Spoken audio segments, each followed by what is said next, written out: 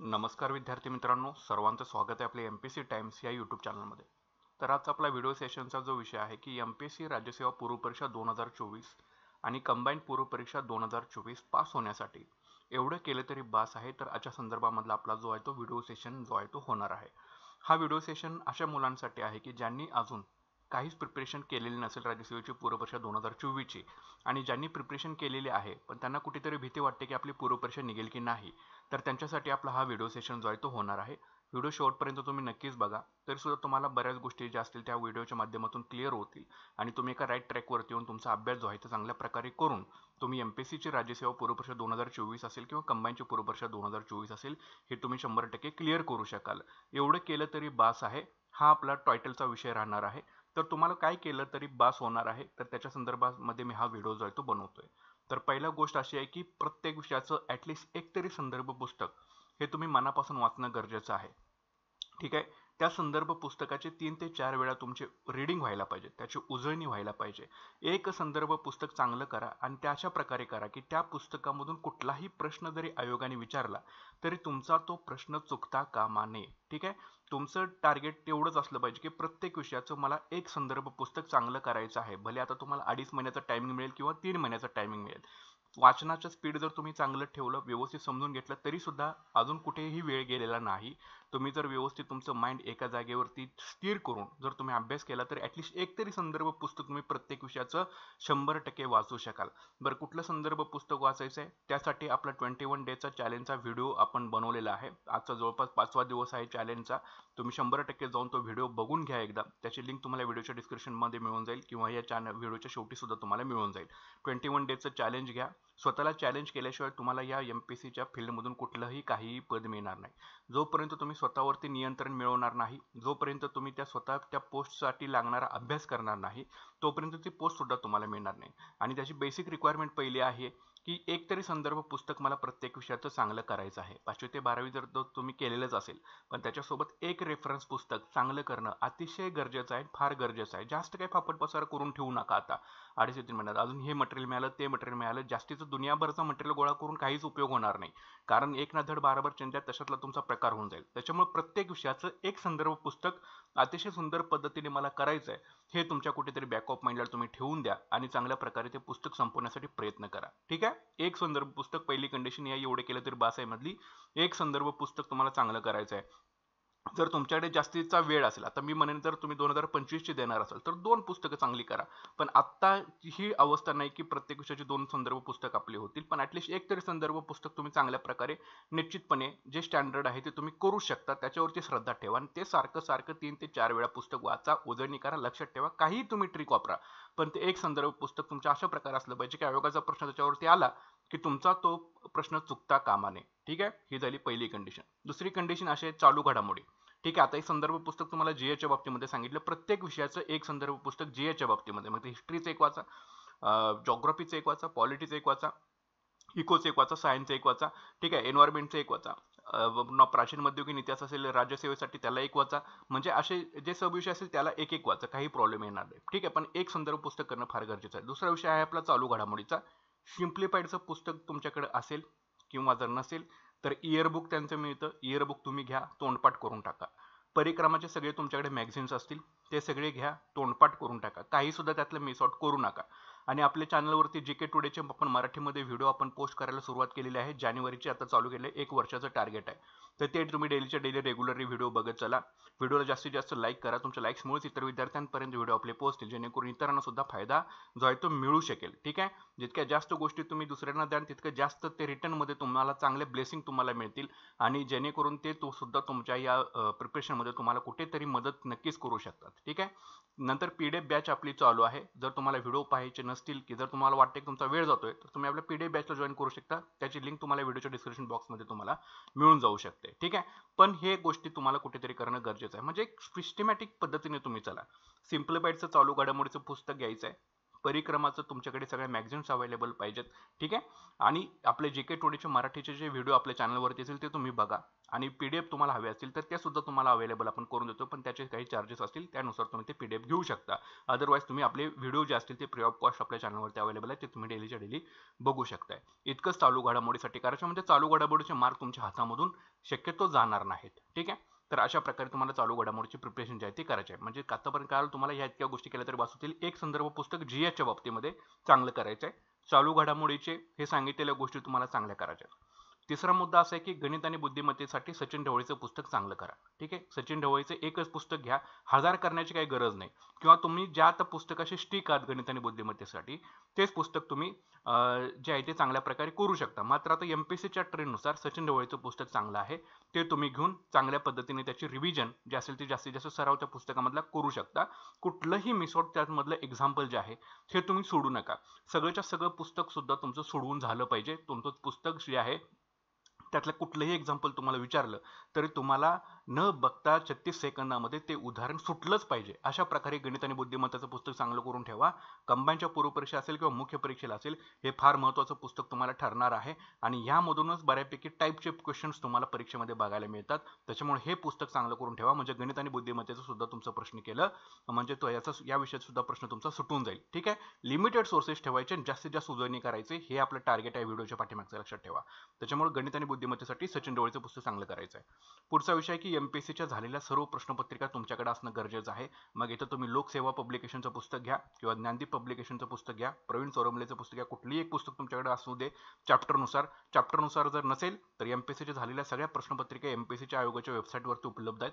तिथून तुम्ही ते डाउनलोड करून ठेवू शकता आणि चॅप्टर वाईज तुम्ही त्या सोडवू शकता, ठीक आहे. तर हे 4 बाबी ज्या आहेत, इतकं केलं तरी बास आहे. याच्यामध्ये ह्या 4 महत्त्वाच्या इम्पॉर्टंट गोष्टी आहेत. तर ह्या 4 गोष्टी जर तुम्ही फॉलो केल्या, 100% तुमची प्रिलिम जे आहे हे तुम्हाला निघण्यामध्ये हातभार 100% लागू शकतो. सगळंच करण्याची काही गरज नाही आहे. आपल्याला फक्त प्रिलिम जे आहे ती फक्त एक स्टेप आहे पुढे जाण्यासाठी, आणि पुढे जाण्यासाठी ॲटलिस्ट इतक्या तरी गोष्टी तुमच्याकडे, भले तुम्हाला काहीच तुम्ही वाचलेलं असेल तर ॲटलिस्ट एक संदर्भ पुस्तकाची नीड आहे, करायलाच पाहिजे. चालू घडामोडीसाठी तुम्हाला सांगितलेले हे जे रेफरन्स आहेत ते तुम्हाला करावेच लागतील. गणित आणि बुद्धिमत्तेसाठी एक सचिन ढवळीचं पुस्तक बास आहे, आणि MPSCच्या झालेल्या प्रश्नपत्रिका, इतक्याच गोष्टी तरी तुम्हाला जे आहे ते पूर्ण करायच्या, म्हणजे तुमची पूर्व परीक्षा जी आहे ती निघू शकेल, ठीक आहे. ह्या 4 बाबी तुम्ही लक्षामध्ये ठेवून घ्या. इतकं केलं तरी बास आहे, मध्ये 4 गोष्टी महत्त्वाच्या आहेत, ठीक आहे. आता याच्या पुढे काही महत्त्वाचे मुद्दे जे आहेत ते आपल्याला डिस्कस करायचे आहेत, की पहिला मुद्दा काय आहे की ह्या 4 गोष्टी तरी बास आहे. बाबा मला इतक्याच गोष्टी करायच्या आहेत आता तरी, या 2.5-3 महिन्यामध्ये या इतक्या गोष्टी मला शक्य होणार आहेत, मी हे करू शकतो. आणि तुमच्यामध्ये कॅपॅसिटी आहे तेवढं करण्याची. 6 ते 8 तास अभ्यास केला, प्रत्येक विषयाचा एक तास जरी प्रत्येक विषयाला दिला तरी सुद्धा एक संदर्भ पुस्तक तुमचं होऊन जाईल. प्रत्येक दिवशी 1 तास चालू घडामोडी दिला तरी सुद्धा तुमचं चालू घडामोडी होऊन जाईल. प्रत्येक दिवशी गणित आणि बुद्धिमत्तेसाठी एक तास जरी दिला तरी सुद्धा ते बऱ्यापैकी गोष्टी तुमच्या क्लिअर आउट होऊन जाणार आहेत. त्याच्यामुळे ह्या पहिल्या कुठेतरी गोष्टी तुमच्या बेसिक ऑफ माइंडला तुमच्या सांगून द्या की मला ह्या गोष्टी करणं गरजेचं आहे, ठीक आहे. मग ते तुम्ही ठरवून घ्या. मग त्याच्या व्यतिरिक्त बाहेरचं तुम्हाला काहीही वाचायचं नाही. जे तुम्ही ठरवलं संदर्भ पुस्तक तेच वाचायचं. जे चालू घडामोडीसाठी रेफरन्स ठरवलेलं आहे तेच तुम्हाला करायचं, आणि जे मॅथ्स अँड रिझनिंगला जे तुम्हाला पुस्तक सांगितलेलं आहे तेच तुम्हाला करायचं आहे. याच्या व्यतिरिक्त बाहेर काहीही दुसरं करण्याची तुम्हाला गरज नाही, आणि करूही नका, कारण आता होणार पण नाही तेवढं, ठीक आहे. त्याच्यामुळे ह्या गोष्टी कुठेतरी करणं गरजेचं आहे. पुढच्या गोष्टी अशा आहे की काही महत्त्वाचे मुद्दे आता प्रिपरेशनच्या बाबतीमध्ये सांगणं तुम्हाला गरजेचे आहेत. पहिली गोष्ट म्हणजे जे आहे ते सातत्य ठेवा. सातत्य जोपर्यंत तुम्ही ठेवणार नाही प्रिपरेशनमध्ये, तोपर्यंत तुमची प्रिपरेशन जी आहे ती पूर्ण होणार नाही. नुसता विचार करून, निगेटिव्ह विचार करून, नुसता विचार असा नाही की निगेटिव्ह विचार करून जर तुम्ही प्रिपरेशनला सुरुवात केली तर सगळ्याच गोष्टी निगेटिव्ह बनत जाणार आहेत. त्याच्यामुळे पॉझिटिव्ह अप्रोच ठेवणं, पॉझिटिव्ह थिंकिंग ठेवणं फार गरजेचं आहे. त्याच्यामुळे सातत्य ठेवा, ठीक आहे. सातत्य ठेवा. ते तुम्हाला एक्झाम्पल्स माहीतच असेल की ज्यावेळी पाण्याचा थेंब एका कातळ दगडावरती पडतो, ठीक आहे. पाण्याचा थेंब ज्यावेळी एका मोठ्या कातळ दगडावरती पडतो त्यावेळेला काय होतं, तर ते पाण्याच्या थेंबाने तो दगड फुटत नाही, तर त्याच्यामध्ये असणाऱ्या सातत्यपणा, सारखा थेंब पडून पडून पडून तो दगड सुद्धा फुटतो. त्याच्यामुळे तुम्ही सातत्य ठेवा. तुम्हाला सांगितलं नाही एक संदर्भ पुस्तक वाचायचं आहे, भरपूर वेळा संदर्भ पुस्तक वाचा, ते काहीही फरक पडत नाही, ठीक आहे. जितक्या जास्त वेळा वाचतील तितक्या जास्त वेळा त्याची उजळणी करा, आणि अशा प्रकारे उजळणी करा की आयोगाचा प्रश्न त्या पुस्तकातून पडला की 1-2 सेकंदामध्येच प्रश्न जो आहे तो सुटला पाहिजे, काही सुद्धा त्याच्यामध्ये फरक पडला नसला पाहिजे. त्यामुळे यासाठी त्यासाठी काय सातत्यपणा ठेवणं, ते पुस्तक सारखं सारखं वाचणं, मॅथ्स रिझनिंगची प्रॅक्टिस सारखी सारखी करणं, करंट अफेअरचे क्वेश्चन सारखे सारखे सोडवणं हे फार गरजेचं आहे. तर हे तुमच्यामध्ये कुठेतरी अंगीभूत गुण जो आहे तो सातत्यपणाचा या एमपीएससीच्या प्रिपरेशनमध्ये तुम्हाला आणावा लागेल. तर आणि तरच म्हणजे तुम्ही ही लढाई जी आहे ती एमपीएससीची तुम्ही जिंकू शकता. त्याच्यामुळे पहिला मुद्दा इथे सातत्यपणा ठेवा, कन्सिस्टन्सी ठेवा तुमच्या अभ्यासात. काही फरक पडत नाही, तुमची प्रिलिम जी आहे ती निघून जाऊ शकते. ठीक आहे. दुसरा मध्ये दिवसाचं नियोजन चांगल्या पद्धतीने बनवा. सातत्यपणा तरी तुमच्यामध्ये आलेलाच आहे, पण जर प्लॅनिंगच नसेल तर काय सातत्यपणा ठेवणार, कुठल्या ह्याच्यामध्ये सातत्यपणा ठेवणार. त्यासाठी तुमचं दिवसभराचं नियोजन जे आहे ते अभ्यासाचं ते तुमचं फिक्स असलं पाहिजे. यासाठी आपण 21 डेचं स्टडी चॅलेंज तुमच्यासाठी दिलेलं आहे. त्याच्यामध्ये तुम्हाला टाइम टेबल देखील दिलेलं आहे. दिवसभरामध्ये कुठला वेळ कुठल्या विषयाला द्यायचा आहे टाइम टेबल दिले. नंतर चॅप्टरचे टार्गेट सुद्धा तुम्हाला दिलेलं आहे. प्लस कोणते संदर्भ पुस्तक वापरायचे हे सुद्धा तुम्हाला सगळं डिटेलमध्ये नियोजन 21 डेच्या स्टडी टार्गेट चॅलेंजमध्ये तुम्हाला दिलेलं आहे. तर ते एकदा तुम्ही बघून घ्या तो व्हिडिओ, म्हणजे तिथे तुम्हाला दिवसाचं नियोजन कशा प्रकारे करायचं आहे हे तुम्ही करू शकता. तुमच्या शेड्यूलनुसार तुम्ही तुमचं नियोजन तिथे बनवू शकता. मात्र दिवसाचं नियोजन ठेवणं कंपल्सरी गरजेचंच आहे. ठीक आहे. एक म्हणजे सातत्यपणा झाला, दुसरा म्हणजे दिवसाचं नियोजन तुम्हाला बनवायचं आहे, तिसरं म्हणजे वेळेचं नियोजन बनवायचं आहे. दिवसाचं नियोजन तर तुम्ही केलेलं आहे. ठीक आहे. दिवसाचं नियोजन केले की मला या दिवसभरामध्ये हे चॅप्टर्स मधले हे मुद्दे वाचायचे आहेत. आता वेळेचं नियोजन करायचं की कुठल्या विषयाला किती टाइम द्यायचा, यासाठी तुम्हाला टाइम टेबल जे आहे ते तुम्हाला बनवायचं आहे. मग तुम्ही गृहिणी असाल तर तुम्ही तुमच्या वेळेनुसार बनवू शकता. जर तुम्ही जॉब करताय तुम्ही तुमच्या वेळेनुसार बनवू शकता. आणि जर तुम्ही फुल टाइम प्रिपरेशन करताय तर तुम्ही तुमच्या वेळेनुसार याचं नियोजन जे आहे 100% तुम्ही बनवू शकता. यासाठी वेळेचं नियोजन करणं फार गरजेचं आहे.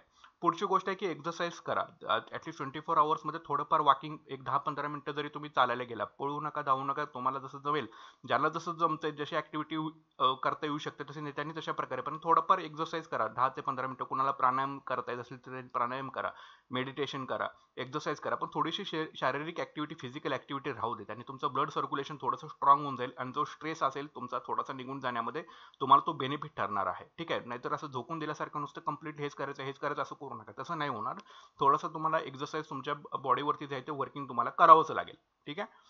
त्याच्यानंतर सराव करणं फार गरजेचं आहे. आता या सगळ्या गोष्टी झाल्या. दिवसभराचं तुम्ही कन्सिस्टन्सी ठेवली आहे, दिवसाचं नियोजन तुम्ही प्रॉपर बनवलंय, त्यासाठी वेळेचं नियोजन बनवलंय, तुम्ही सगळ्या गोष्टी इम्प्लिमेंट देखील करताय, एक्सरसाइज देखील करताय. तर आता फक्त काय सराव करणं फार गरजेचं आहे. जे काही तुम्ही वाचलेलं आहे त्याच्यावरचे PYQ सोडवा. ठीक आहे. अभ्यासाच्या बाबतीमध्ये बोलतोय. जे काही तुम्ही वाचलेलं असेल त्याच्यावरची जास्तीत जास्त PYQ तुम्ही सोडवा आणि त्याचं अनालिसिस करा. नुसतं PYQ सोडून थांबू नका.